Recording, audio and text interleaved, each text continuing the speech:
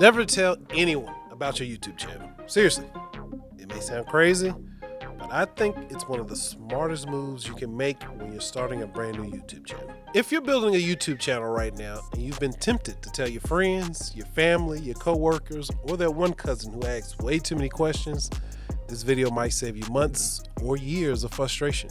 Today, I'm breaking down why keeping your channel quiet in the beginning can actually help you grow faster, avoid burnout, and let the algorithm work for you in your favor. By the end, you'll understand why support can sometimes do more harm than good. Okay, let's start with the obvious.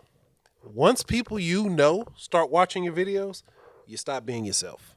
Not on purpose, it's just kind of a natural thing that happens with humans. The second your friends or family know about your channel, you walk into what I like to call a persona prison. Suddenly, every video feels like a performance. You're thinking, what will my coworker think? Is this joke too weird? Is my voice annoying? And before you know it, you're not creating anymore. You're filtering.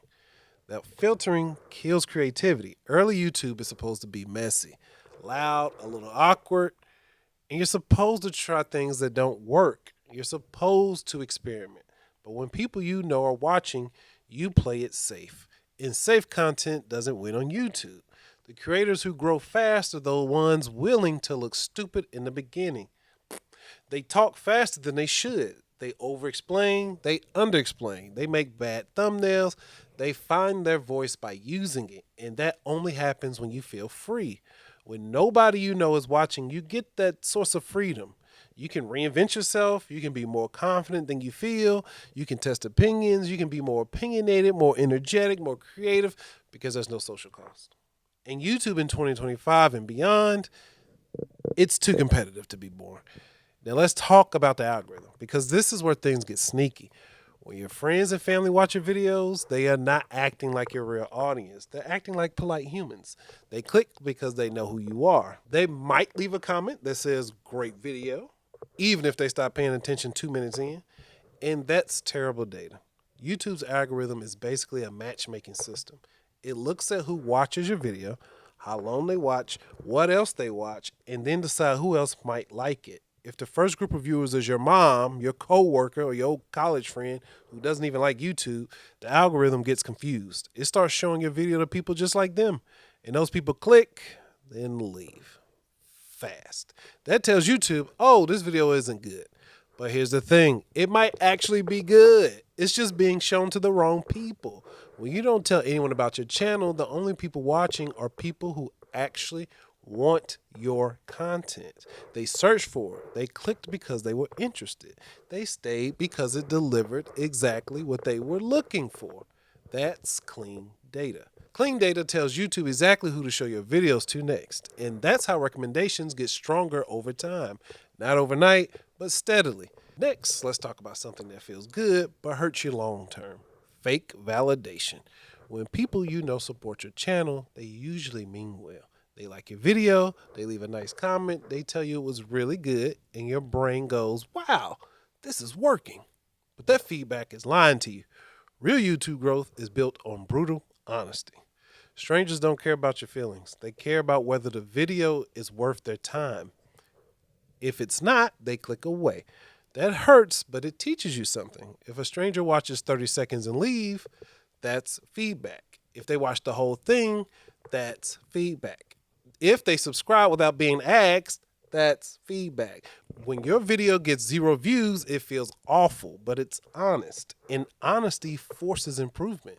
Fake validation feels good in the moment, but it delays growth. It makes you think something is working when it's not. And the longer that goes on, the harder it is to fix. Now, quick pause. If you think this video is already making you rethink things, do me a favor and lightly tap that like button. Not aggressively, just gently, like you're petting a dog you don't really know that well yet. Let's keep going. Another problem with telling people is expectation pressure. The moment you tell someone you have a YouTube channel, you become the YouTube person. Every time you see them, they ask, how's the channel going? Yeah, I've been there. How many subscribers do you have now? Are you still doing that? At first, it feels supportive. Then it feels heavy. Because now when you miss an upload, it's not just disappointing, it's embarrassing. When a video flop, you don't feel just bad, you feel watched. And that pressure makes creating feel stressful instead of fun. When your channel is private, none of that exists. No expectations, no updates, no awkward conversations. You upload when you upload.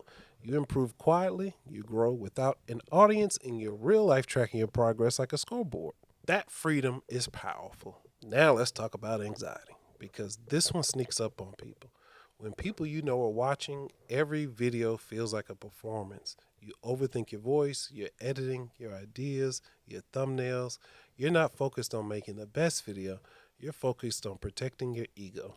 But your first 20, 30, even 50 videos are supposed to be bad. That's the tuition. That's the cost of learning. You can't learn if you're scared to fail publicly. And here's the truth that nobody likes to admit. If one of your early videos flopped and people you know saw it, there's a good chance you'll stop. Not because you can't do YouTube, but because the embarrassment of that would be so heavy. Keeping your channel quiet removes that risk. It lets you treat YouTube like what it really is, a skill you're learning, not a performance you're being judged on. Next is growth. It needs to be quiet. Here's the big picture. Not telling people about your channel isn't about hiding. It's about protecting the early stage. It's about giving yourself room to be bad, to learn and improve, and find your voice without all the noise. You can always tell people later. Once your channel has traction, once you're confident, and once your content learns to start speaking for itself. So until next time, I'll catch you all in the next video. Check out this video here that's popping up on screen. YouTube thinks you'll like it. Thanks. And until next time, bye.